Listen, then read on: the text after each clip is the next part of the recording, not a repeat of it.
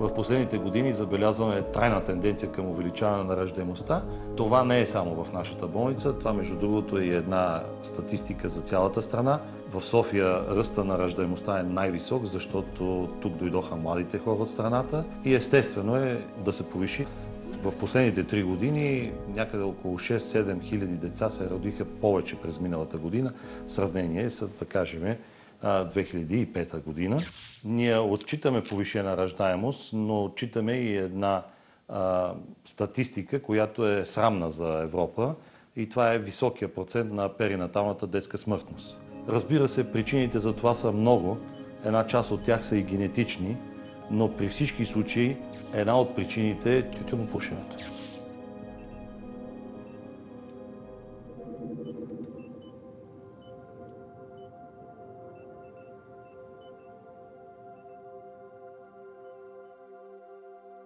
Нямаш търпение да чакаш.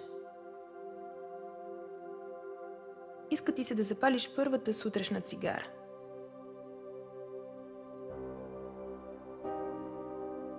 Хвърляш бегъл поглед към лентичката и усещаш как кръвта ти се смразява. А сърцето ти ще се пръсне. Всяка частица от теб настръхва. Всичко забушува.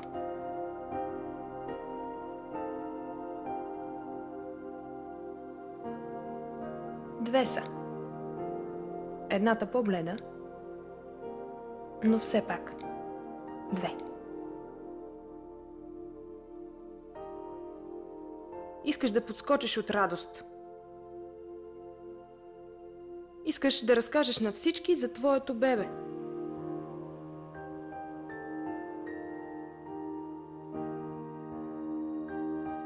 Стоиш и не можеш да помръднеш от щастие.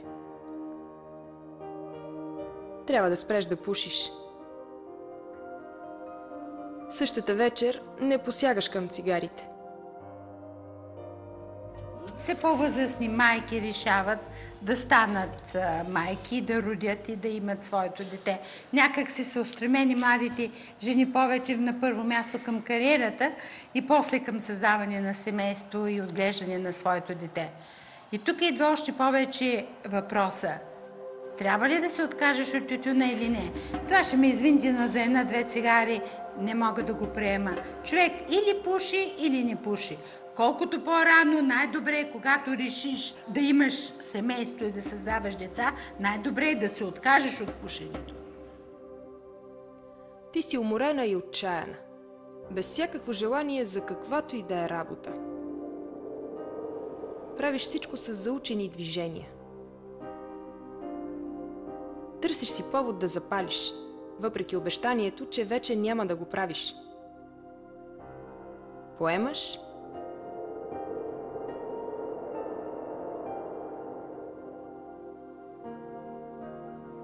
издишаш, втрисате, повдига ти се на мига.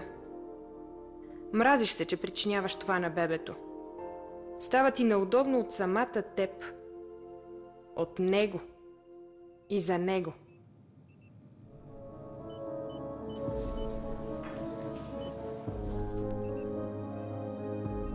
Тютюна оказва изключително вредно влияние върху плода, който майката носи в утробата си, защото той води до намаляване на притока на кислород и хранителни вещества от майката през плацентата към плода. Такива деца се раждат по-малки, отколкото трябва да бъдат за съответната гестационна възраст на плода. Освен това, плацентите на тези пациентки озряват, презряват, стават негодни много по-рано, отколкото е нормално. И затова, когато при нас се роди едно бебенце, което е по-малко на тегло и плацентата, която се изражда след бебето, е с презрял вид, с много калцификати, ние питаме, първия въпрос, който задаваме на родилката е: вие пушачка ли сте?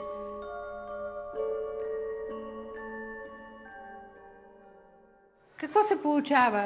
Детето образно страда от недостиг на кислород. Обикновено подавания кислород, който достига до фетуса чрез дихателните движения на майката, в случая е ограничен. И колкото е по-малък той, т.е. колкото е в по-начален стадий на бременността, толкова уврежданията, които могат да настанат, са определено по-големи. Основният момент, който много токсично действа за развитието на фетуса и новороденото след това, това е хипоксията. Именно ниското количество, малкото количество кислород, който достига до тъканите и най-вече страдащата мозъчна тъкан. Увредили са мозъка, няма, така да се изразя, няма управия.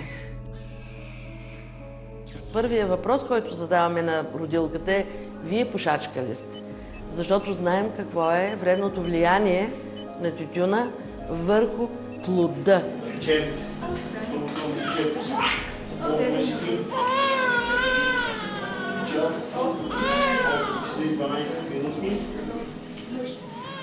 Тези деца не могат да нарастват. Те страдат. Те просто страдат и заради това не могат да нарастват.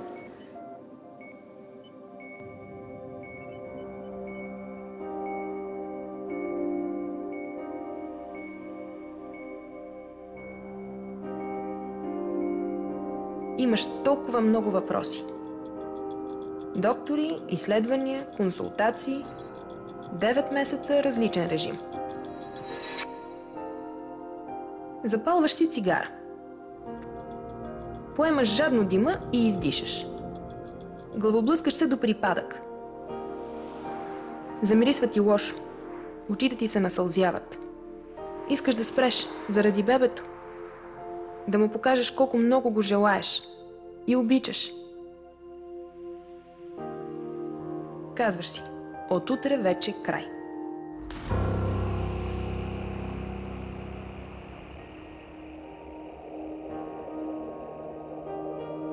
Кое определя тази зависимост, тази невъзможност на жената да преодолее зависимостта от никотина? Според мен, жената, която не може да спре цигарите, а казва, че би искала да го направи, все още не е готова да стане майка. Пушейки, тя всъщност поставя нейното дете в ситуация на липса на избор. Тя го задължава то да приеме нейното решение да пуши.